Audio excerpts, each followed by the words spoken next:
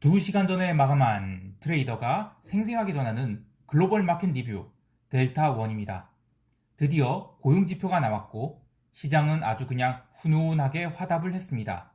하지만 아시아 세션 마감 무렵에 이미 고용지표를 골디락스로 보고 베팅 들어온 세력이 있다고 하면 믿으실 수 있을까요?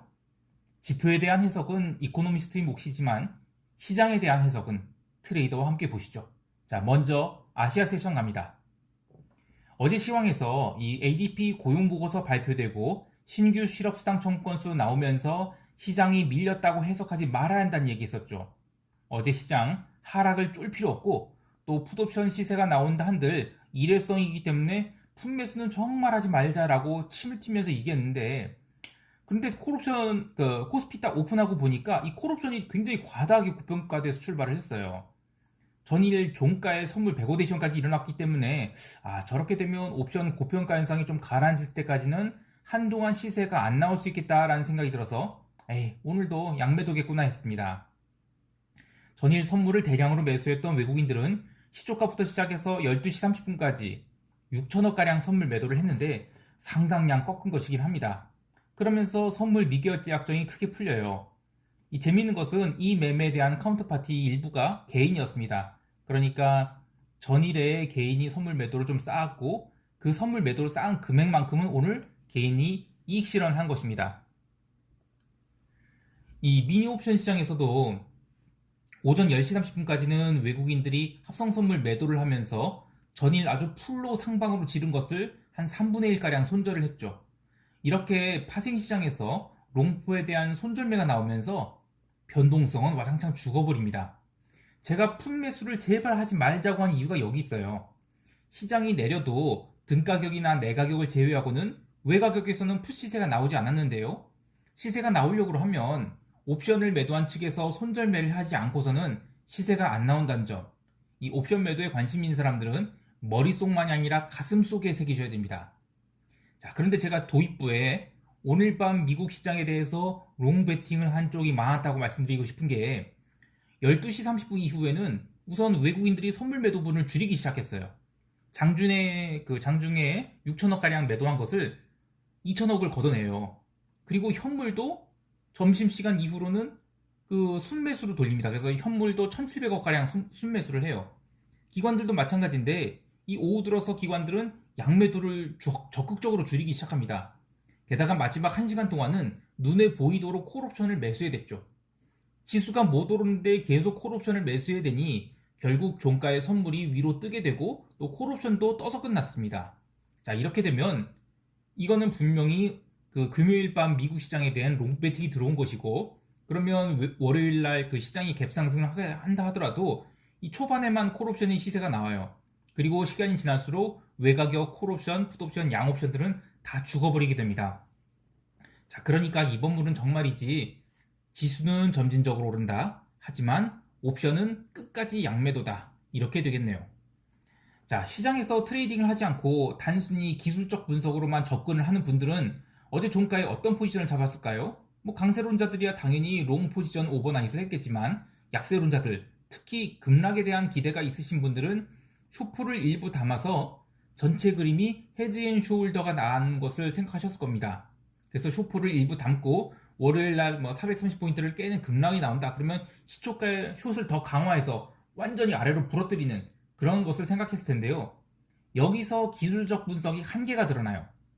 최근 시장의 컨센서스가 이른바 해먹을 거 다 해먹었다. 그러니까 막 더 이상 그 대형주 사기가 더 그렇고 개별 종목도 사기가 그러니까 이제 우선주 막 날리고 또 스펙 같은 주식 날리고 하는 식으로 뭐 처지를 게 더 이상 없는 거예요. 그래서 뭐 그런 것들이 시세가 나는데 과거 기준으로 보면 이렇게 잡스러운 것들까지 시세가 나면 시장이 끝난 게 맞아요. 그런데 그렇게 시장에 대한 기대가 약하면 약할수록 시장은 바로 빠지지 않게 됩니다. 그 미묘한 차이를 찾아내는 것은 차티스트나 이코노미스트가 아니라 이 트레이더의 몫입니다. 트레이더의 관점에서는 이 6월물 자체가 폭락이 나올 상황이 아니었어요. 그래서 저는 시장의 하락에 대한 기대가 이해가 안 갔습니다. 이래서 이 차트에 그냥 줄을 이렇게 쭉쭉 긋고 뭐 이러니까 빠질 거다 이야기하시는 분들은 조금 걸러들어야 돼요. 물론 전체 그림에서 저는 시장이 다 왔을 수 있다는 생각은 해요. 하지만 그거는 이번 물 옵션 만기 좀 지나야 될 것 같아요. 그리고 옵션 만기 지나서도 옵션 가격이 한참 더 다이어트 된 다음에 가능할 것 같습니다. 현재 시점에서는 오히려 저는 종합주가지수 3300까지는 열려있다고 봐요.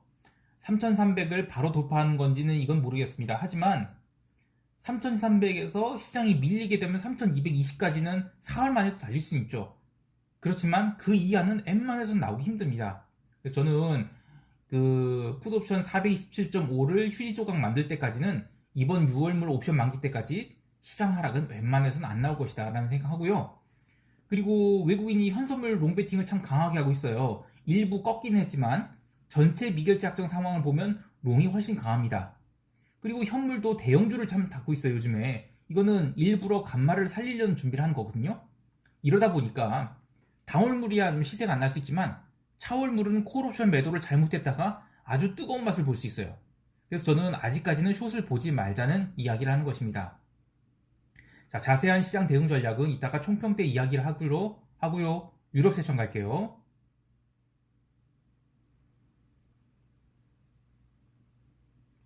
유럽 증시는 종가상으로도 신고가 갱신을 했습니다. 유럽 증시만 봐도 오늘 시장이 아주 높은 확률로 별일 없을 것이라는 생각을 하겠죠. 미국 지수 선물이 아시아 세션에서 눌렸음에도 불구하고 유럽 지수 선물은 빠르게 회복을 하더니 초반에는 또 신고가를 기록했습니다. 그리고 나서는 지표 발표 때까지 전혀 빠지질 않았어요. 물론 외환시장이나 채권시장, 커머디티 시장은 지표 발표와 함께 큰 움직임을 보여줬지만 이 유럽 증시만큼은 누가 뭐래도 난 안 밀린다. 요게 키워드였습니다.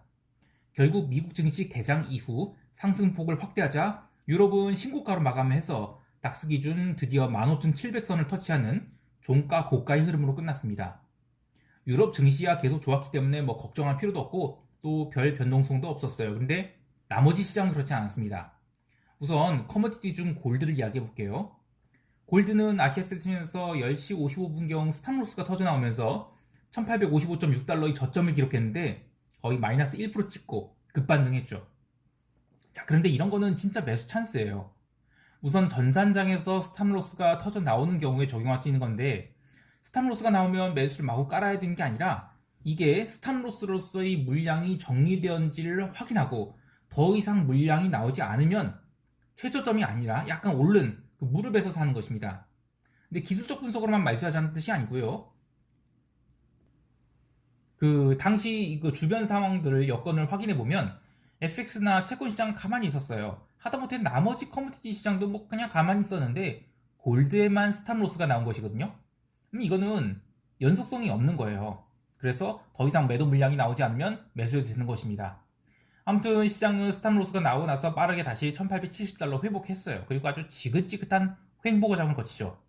오늘이 메인 이벤트는 어쨌든 고용지표였기 때문에 골드는 1870달러에서 횡보를 하다가 고용지표 발표 이후에 날아가 버리고 또 시장이 커버링이 절정이었던 밤 11시 30분에는 1899달러까지 반등을 합니다.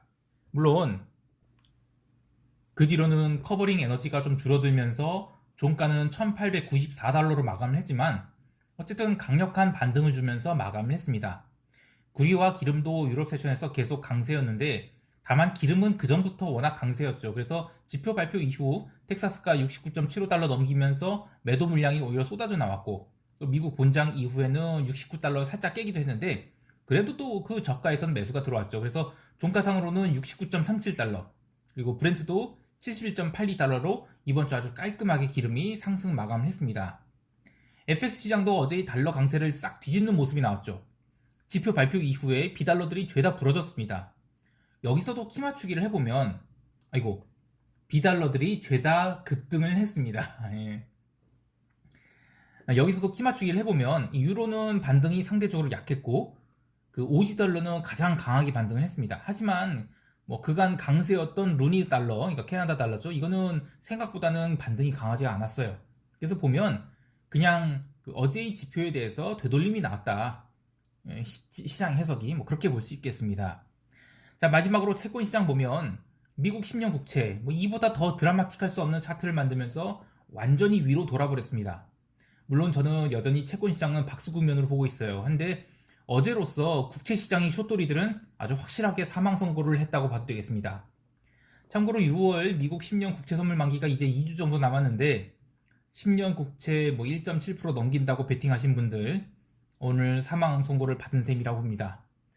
또 하나 이 망둥어가 끼면 꼴뚜기 뛴다고 이탈리아 국채도 국채 쇼 커버링에 동참하면서 10년 기준 그 0.8793%로 마감을 했습니다. 자, 유럽 시장 정리하면 증시는 애당초 밀릴 생각이 없이 그냥 뒤에 갈 길 계속 갔어요. 상승으로. 그리고 FX, 채권, 커머디티는 지표 발표 이후에 전일이 조정을 되돌림 줬는데 종목별로 되돌림이 폭이 달랐던 것에서 향후 전망을 좀 해볼 수 있습니다. 이거는 이따가 총평 때 이야기를 할게요. 자, 이제 미국 세션 갑니다.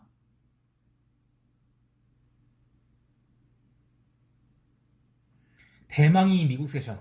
상당수의 투자자들이 오늘이 고용지표에 두근거리면서 각자의 포지션들에 대해서 고민을 했을 텐데요. 포지션을 잡는 법에 대한 간단한 팁을 하나 알려드리죠.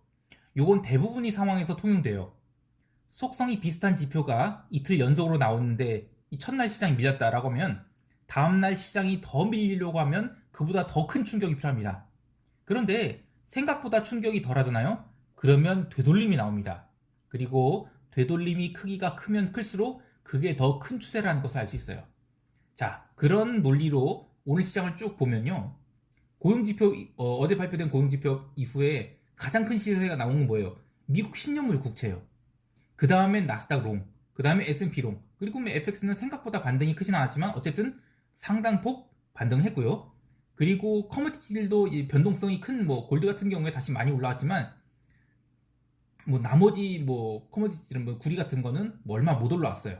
기름도 원래 그냥 가던 추세가 있었고요. 그래서 이번 고용지표 발표 전에 잘못된 베팅이 가장 많이 누적되어 있던 것은 역시 국채 숏이었다라고 알 수 있겠습니다. 자, 사실 지표에 대한 해석은 저 말고도 좋은 이코노미스트 분들이 많이 해석을 하셨을 거예요. 그리고 대부분 헤드라인 나온 거는 골디락스다라고 해서 시장이 딱 좋아할 만한 상황이다라고 하는데, 그런데 저 같은 트레이더들도 그 전부터 채권 숏이 너무 강했기 때문에 이거 되돌림 나올 것 같다는 생각 계속 했었어요. 그리고 증시도 우려가 너무 컸었죠. 그래서 그런 우려 속에는 진정한 숏이 나올 수 없다는 생각을 했었습니다. 그래서 저는 오늘 롱베팅을 하기 되게 쉬웠어요. 그리고 사실 제가 어제 돈을 번 것은 조금 다른 방법입니다. 롱은 롱인데 이것도 굉장히 좋은 팁 중에 하나거든요. 이것도 말씀드릴게요. 근데 이 팁을 이야기하자면 제가 옛날에 그 프라페사에 있었을 때 동료 트레이더에게 좀 감사를 드리고 싶은 분이 있어요. 그분은 요즘 말로 하면 이 퀀트 트레이더예요. 근데 지금이야 파이썬이니 하는 좋은 도구들이 있지만 그 당시에는 SQL이라는 걸로 이제 퀀트 트레이딩을 했어요. 특히 그분은 이제 트레이딩 세계에서 온갖 스프레드를 연구하셨는데 솔직히 이 스프레드 트레이딩이라는 게 저같이 하이델타 트레이더, 하이델타를 갖는 이제 트레이더들한테는 흥미가 덜한 분야예요. 그래도 지적 호기심을 자극할 수 있는 분야라서 종종 대화를 나누곤 했는데 그분이 이제 나중에 회사 그만두고 나서 그 전라남도 고흥의 나로 우주센터에 가셔서 이제 로켓 사이언티스트가 되셨거든요. 근데 내사의 그 로켓 사이언티스트는 아니지만 어쨌든 나로 로켓을 만드신 전직 퀀트 트레이더에게 배운 팁이라고 하면 좀 있어 보이나요? 아무튼 그때 배운 팁을 하나 알려드릴게요.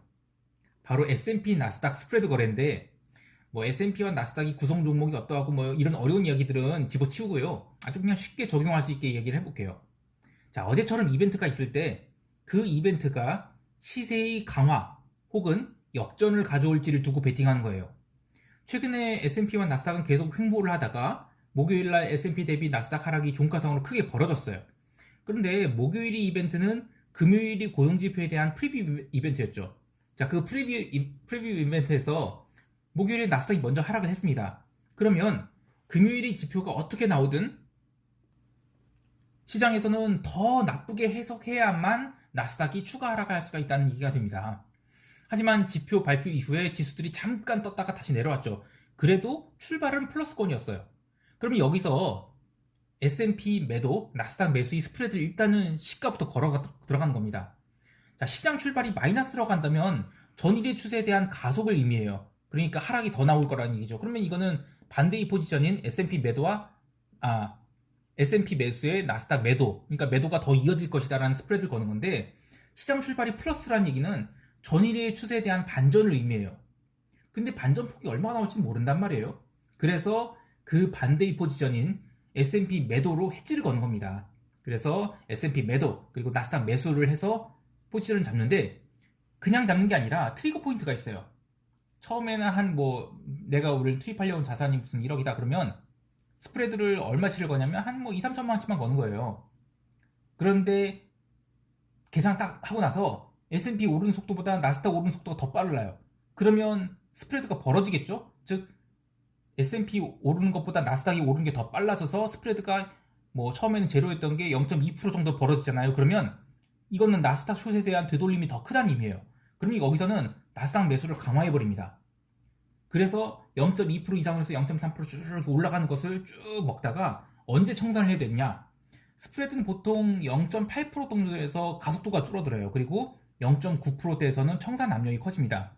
그리고 그것은 이제 변동성에 따라 달려 있는데 사실은 변동성이 증가할 때는 당연히 스프레드도 증가를 해요. 근데 변동성이 감소한 국면에서는 보통 스프레드가 1% 이상을 넘기지 못합니다. 그래서 0.9%대는 청산 압력이 커지는데 어제 같은 경우에는 너무 빠르게 이익이 났어요. 그래서 10시 30분, 11시 30분에 아주 큰 수익을 내고 먹튀를 할 수 있었어요.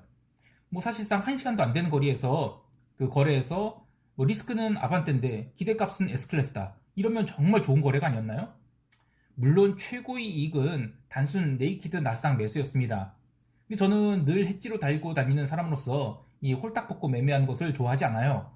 그래서 어제 같은 스프레드 거래, 그러니까 손익비가 좋은 거래는 자주 있는 기회가 아니지만 아주 적극적으로 챙겨 먹어야 되는 기회였던 것입니다. 자, 물론 이런 팁 알려드려봤자 뭐 정말 깊이 공부하셔서 성과 내실 분들은 이런 팁 뭐 안 알려드려도 알아서 잘 하실 거예요. 근데 그래서 저는 뭐 이런 거 제가 공개한다고 해서 제 밥그릇 줄어들 거란 생각 안 합니다. 아무튼 이렇게 매일 버는 건 아니지만 어쨌든 트레이더들이 시장에서 좋은 그 양질의 이익을 어떻게 챙기는 것인지를 좀 말씀드리고 싶었어요. 자, 여기까지 하고 총평하면서 다음 주 대응 전략 이야기할게요.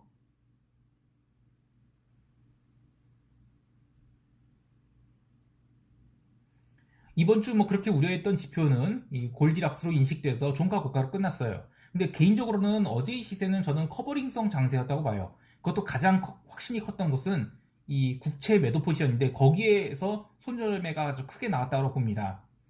토요일 새벽에 나온 그 CFTC의 나스닥과 S&P 투기 포지션도 순매도가 좀 더 늘어났거든요. 특히 S&P 순매도는 32,000개가까지 좀 제법 크게 늘어났습니다. 아무래도 이 정고점 부근이라서 고민이 있겠죠. 변동성은 이제 16포인트대까지 내려왔기 때문에 이제부터 상승 추세도 이제는 약해질 수밖에 없습니다. 장중 매매가 그만큼 어려워진다는 얘기예요. 그래서 저는 월요일까지는 추가로 커버링성 상승이 더 나올 수 있다고 보지만 만약에 월요일 날에 이 과도한 상승이 나온다고 하면 저는 오히려 화요일부터는 힘이 빠지면서 다시 내려올 수 있다고 봅니다. 반면 월요일 이후로 계속 변동성은 빼면서 점진적 상승한다라고 보면 이번 주도 하락은 없다고 봐요. 그러니까 다음 주도요. 그래서 최악의 경우에는 월요일 이후 변동성이 오르면서 상승 각도가 가팔라진다. 이거는 거의 나올 가능성 없다고 보거든요. 근데 이거는 만약 그렇게 된다면 시장이 진정한 오버슈팅을 보겠다고 하는 겁니다. 근데 그럴 가능성은 낮다고 봐요. 그래서 저는 해외 시장에 대한 뷰는 계속 변동성 매도의 시장 안정이 있을 것이고요. 그래서 지수 하락은 아직도 멀었다. 이렇게 봅니다. 그리고 커머디티를 생각보다 반등이 약했어요. 뭐 골드가 뭐 반등을 뭐 1899달러까지 했다고 하지만 걔는 이제 원래 이제 변동성이 있던 종목이었고 메인 포인트는 채권 시장이었습니다. 그래서 채권 시장에서 뭐 대학살까지는 아니지만 숏돌이들이 크게 다쳤다고 봐요. 그래서 전반적으로 이제 다음 주는 시장이 좀 가라앉을 것 같고요. 그러니까 어떤 변동성도 가라앉고 하면서 원유 시장도 오늘 이제 69.75달러까지 올라갔었는데 계속 그 텍사스 기준은 66에서 68달러 사이에서는 매수 관점 유지하는 거 그리고 70달러 근접할 때 청산하는 거 그런 관점을 다음 주도 유지할 생각입니다. 코스피 시장 같은 경우에는 미국 시장 상승으로 월요일날 갭 상승이 기대되긴 해요. 그런데 금요일날 장마감 무렵 옵션 고평가가 발생했거든요. 그래서 월요일 장 초반 30분 정도를 제외하고는 콜옵션에서 추가 시세가 나오기는 어려워 보입니다. 물론 기본적으로는 외국인이 현선물 매매의 방향성에 따라서 시세가 결정돼요. 외국인이 또 뭐 현선물 동반 매수를 강하게 하고 목요일처럼 아주 뭐 상방으로 풀로 지른다 그러면 당연히 시세가 더 위로 나겠죠. 그리고 다음 주는 이제 쿼드러플 위측 만기주입니다.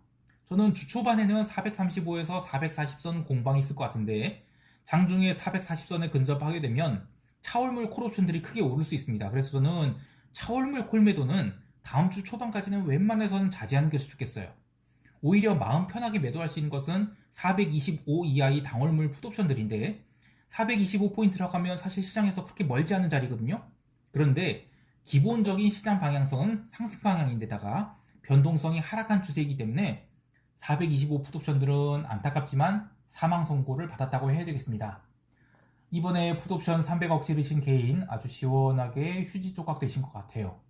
자, 물론 차오물 풋옵션은 지수가 상승할 때 그 풋콜 페리티 그리고 여러 가지 이유로 뭐 배가가 살아날 가능성이 있습니다. 그래서 델타를 추적하기는 어려울 거예요.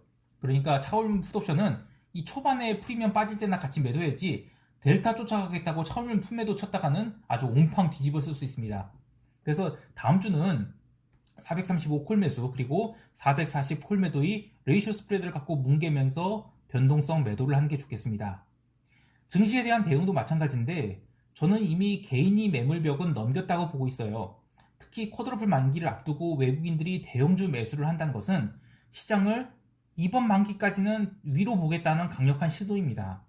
지금 선물 매수는 엄청 많이 들고 있지만 현물 매수는 생각보다 적거든요. 그래서 현물 매수를 강하게 할 경우 시장은 3,300도 보러 갈 수 있다라고 봐요.